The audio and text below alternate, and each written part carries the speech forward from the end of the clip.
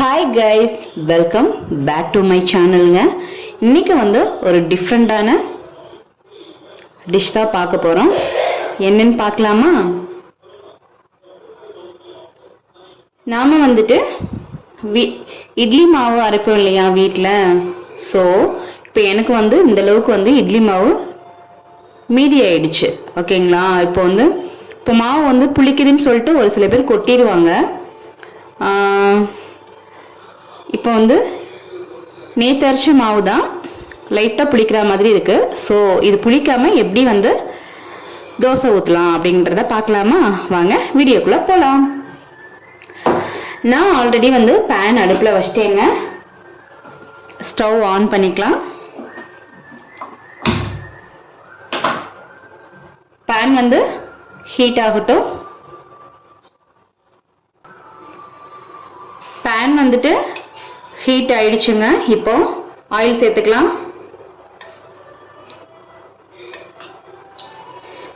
தேவையான அளவு நான் 3 ஸ்பூன் சேர்த்துருக்கேன்.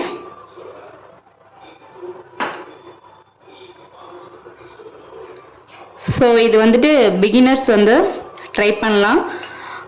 நிறைய பீப்புள்ஸ்க்கு தெரியுமா தெரியல கை. ஸோ இந்த மாதிரி மாவு லைட்டாக புளிச்சிடுச்சு அப்படின்னா இந்த மாதிரி ட்ரை பண்ணுங்க. உங்களுக்கு புளிக்கவே புளிக்காதுங்க. தோசை சூப்பராக இருக்கும். ப்ளீஸ் என்னோட சேனல் உங்களுக்கு பிடிச்சிருந்தது, என்னோட டிஷ்ஷஸ் உங்களுக்கு பிடிச்சிருந்தது அப்படின்னாக்கா சப்ஸ்கிரைப் பண்ணுங்க கைஸ். ஆயில் காஞ்சிடுச்சுங்க. கடுகு சேர்த்துக்கலாம். கடுகு மட்டும்தான் சேர்க்கணும். கடுகு நல்லாவே பொரிஞ்சிருச்சுங்க.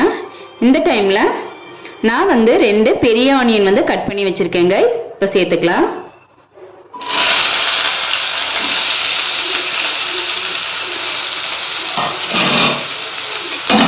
சேர்த்துட்டு நல்லா வணக்கிக்கலாங்க.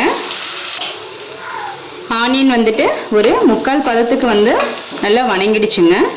இப்போ ஒரு 2 வரமிளகாய் ஃபுல்லாகவே நான் விதை நீக்கிட்டேன். ஸோ இதை சேர்த்துக்கலாம். நீங்கள் எந்த அளவுக்கு மாவு எடுக்கிறீங்களோ அந்த அளவுக்கு ஆனியன் கட் பண்ணிக்கோங்க.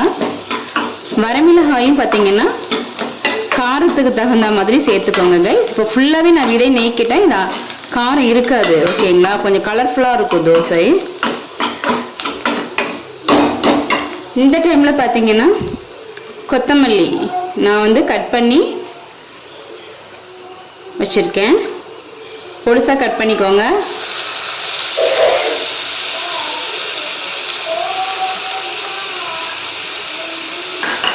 இப்போ நல்லா கலந்து விட்டுக்கோங்க.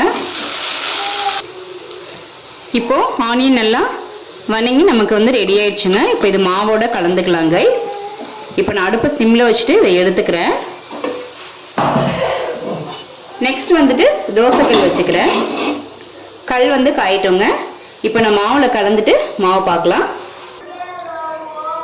கல் காஞ்சிருச்சுங்க. பாருங்க கைஸ், நான் ஆனியன் சேர்த்து நல்லாவே கலந்துட்டேன். இப்போ நாம தோசை ஊற்றிக்கலாம். இப்போ கல் காஞ்சிருச்சுன்றதுக்கு என்ன பண்ணுறோன்னா இப்படி தண்ணி அடிச்சுக்கணும். நல்லாவே காஞ்சிருச்சுங்க.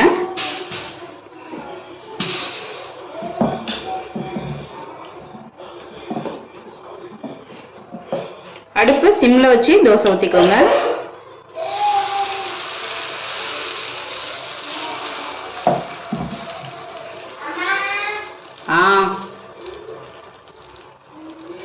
இது ஆனியன் தோசைன்றதுனால பாத்தீங்கன்னா நம்ம அப்படியே ஊத்திலாம் இது பண்ண முடியாது. நான் ஊத்தின மாதிரி தான் ஊத்தணுங்க. பாத்தீங்கன்னா மெலிசா வரும் உங்களுக்கு. இப்போ ஆயில் சேர்த்துக்கலாம். ஆயில் ஊற்றி தோசை வெந்துருச்சுங்க. இப்போ திருப்பிக்கலாம். இந்த இடம் வேகலை, ஆனால் திருப்பிக்கலாம்.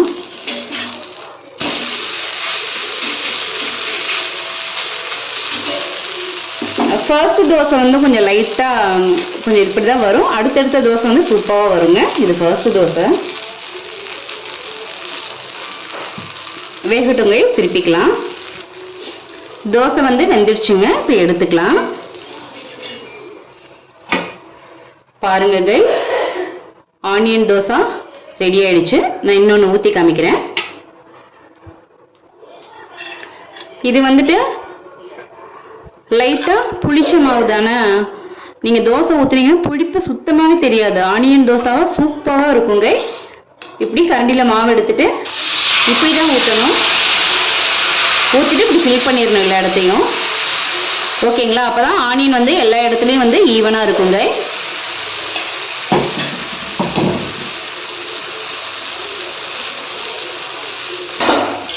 இப்போ ஆயில் சேர்த்துக்கலாம்.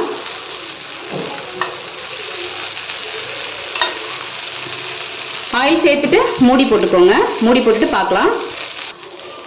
கைஸ், ரெண்டாவது தோசை போட்டோம் இல்லையா, இப்போ வெந்துடுச்சுங்க. இதையும் எடுத்துக்கலாம். பாருங்க கைஸ், நான் அடுப்பை ஸ்டவ்வை வந்து ஆஃப் பண்ணிக்கிறேன். ஆனியன் பார்த்தீங்கன்னா அந்த தோசை ஃபுல்லாகவே இருக்கும் கைஸ். சாப்பிட்றதுக்கு வந்து அவ்வளோ சூப்பராக இருக்கும். இதுக்கு வந்து சாம்பார், பொட்டுக்கடலை சட்னி, தேங்காய் சட்னி எல்லாமே காம்பினேஷனாக இருக்கும் கைஸ். நீங்களும் இந்த மாதிரி ட்ரை பண்ணி பாருங்க. உங்களுக்கு இந்த வீடியோ பிடிச்சிருந்ததுன்னா லைக் பண்ணிட்டு ஷேர் பண்ணி விடுங்க. நெக்ஸ்ட் வீடியோவில் பார்க்கலாம்.